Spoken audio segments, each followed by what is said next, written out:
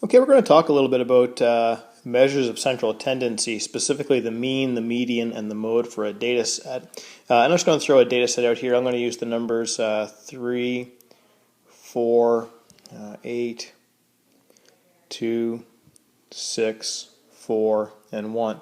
So say we want to figure out the three measures of central tendency for these values, the mean, the median, and the mode.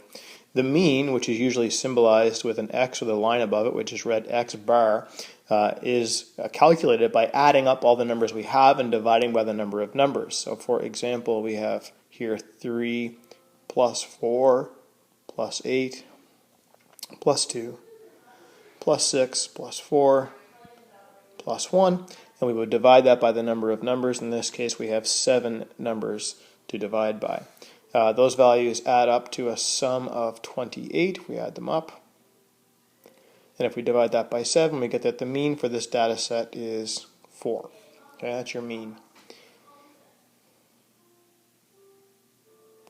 The median is the middle number, but for the median, we have to put the data in order. So for the median, we have to put the data in order from least to greatest or greatest to least. It doesn't really matter.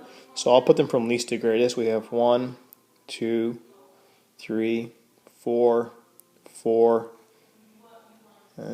6, and 8.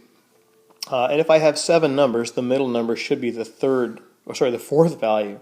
An easy way to do it would be to count in from the ends as well. So I take one off this end and one off that end, one off this end, one off this end, one off this end, one off this end, and I'm left with the middle value. Here the median is 4. The last one is the mode. The mode is the one that shows up most often or the most frequently occurring.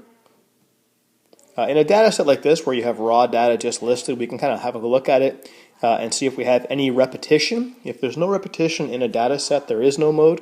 And if there is repetition, the one that repeats the most often is your mode. You can have more than one mode for a data set, depending on if you have, like, say, for example, 3 5s and 3 7s, the mode could be both 5 and 7. In this case, because the only number that repeats is the 4, we have a 4 here and we have a 4 here, the mode is also 4. Now, this is simply a coincidence in this case that we have a mean, median, and mode that are all the same value. It's not necessarily true that they have to be the same. As a matter of fact, knowing the relationships between the mean, median, and mode can tell you other things about your data set. Made with Doodlecast Pro.